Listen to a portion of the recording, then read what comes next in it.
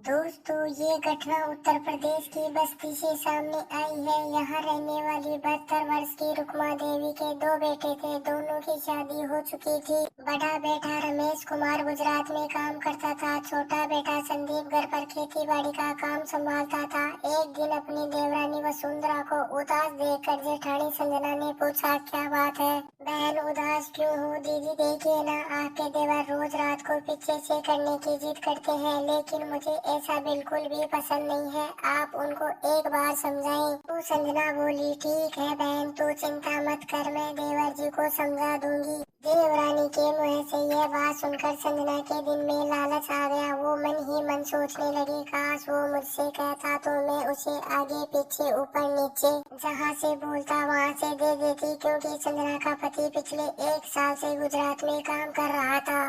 वह 1 साल से घर नहीं आया था, तो वो बेचारी यौन सुख के लिए तड़प रही थी। फिर अगले दिन संजना ने अपने देवर संदीप को कहा कि देवर जी, आप वसुंधरा को परेशान मत किया करो, पीछे से करवाना हर किसी के अच्छा नहीं लगता। सभी लोगों की पसंद एक जैसी नहीं होती। मैं तो तुम्हारे भैया को कितनी बार कह चुकी हूँ, अगर वो पीछे से लेना चाहे तो ले सकते हैं, लेकिन उनको भी वसुंधरा की तरह पीछे से पसंद नहीं है। वो बोली, जिंदगी में हर किसी को उनके मन के मुताबिक नहीं मिलता। इसे मैंने तुम्हारे भैया के साथ कॉम्प्रोमाइज किया है, तुम भी वसुंधरा के साथ कॉम्प्रोमाइज कर लो। तो संदीप बोला, भाभी जी ये कैसा इत्तेफाक है?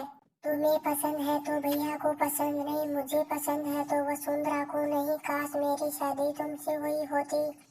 तो संजना बोली, शादी नहीं हुई तो क्या हुआ? देवर भाभी के बीच तो सब चलता है। अगर आपको कोई दिक्कत नहीं हो तो रोज रात को आ जाना। दोस्तों, दुनिया में लगभग सभी मर्द बैकडोर से एंट्री करना चाहते हैं, लेकिन दुर्भाग्य से हर किसी को ये सौभाग्य प्राप्त नहीं होता। संदीप किसी भी हाल में इस सुनहरे अवसर को गंवाना नहीं चाहता था, इसलिए वो रात को स्वपत्नी के सोते ही चुपचाप उठकर भाभी के कमरे में चला गया। भाभी उसका पहले से ही इंतजार कर रही थी। प्रोग्राम चालू हो, इसमें किसी प्रकार की देरी न हो, इसलिए उसने अंडरगारमेंट पहले से ही निकाल कर रख दिए थे। उसने जॉर्ज जट की मैक्सी पहन रखी थी, जिसमें उसके निजी अंग साफ झलक रहे थे। लिहाजा भाभी को देखते ही संदीप का मौसम बन गया और इन दोनों ने तुरंत अपना प्रोग्राम चालू कर दिया। दोस्तों, संजना ने अपने देवर संदीप से झूठ बोला था। उसे भी बैक डोर से एंट्री करवाने का कोई शौक नहीं था। वो तो सिर्फ अपनी प्यास बुझाने के लिए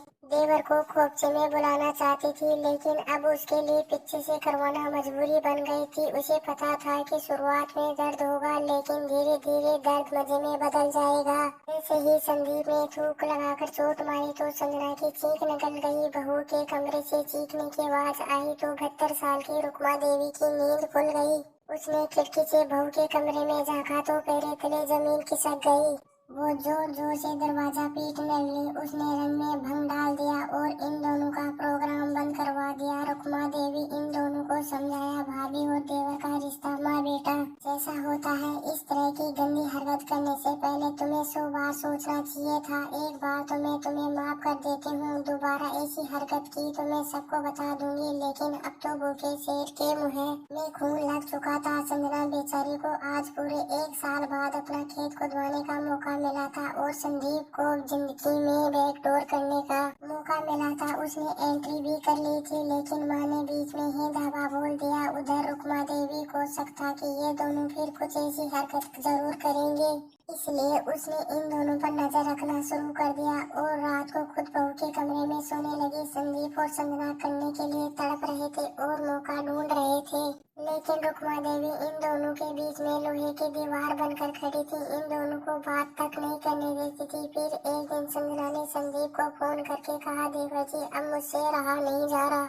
अब तुम बाजार से नींद की गोलियां खरीद कर ले आना और इस बुढ़िया को खिला देंगे और हम अपनी प्यास बुझा लेंगे। तो संदीप बोला, भाभी जी इस बुढ़िया ने तो हमारा जीना हराम कर दिया, हम कब तक इसे नींद की गोलियां खिलाते रहेंगे? अब ऐसा काम नहीं चलने वाला। इस बुढ़िया को तो अब रास्ते से हटाना ही पड़ेगा, नहीं तो ये हम दोनों को कभी मजा नहीं लेने देगी। फिर अगले दिन रुक्मा देवी के ही खेत में चारा लेने गई थी, तभी भाभी के पिछवाड़े के चक्कर में पागल हो चुका संदीप ने चाकू लेकर वहां पहुंच गया और अपनी मां पर ताबड़तोड़ वार शुरू कर दिया। इसके बाद उसने पुलिस स्टेशन में जाकर गांव के ही लोगों पर हत्या का आरोप लगा दिया। पुलिस ने तहकीकात की तो पूरा मामला खुलकर सामने आ गया। इसके बाद पुलिस ने इन दोनों को गिरफ्तार करके जेल भेज दिया। तो दोस्तों, उम्मीद है आप इस वीडियो से बहुत कुछ समझ रहे होंगे। तो आप ऐसी घटनाओं से दूर रहने की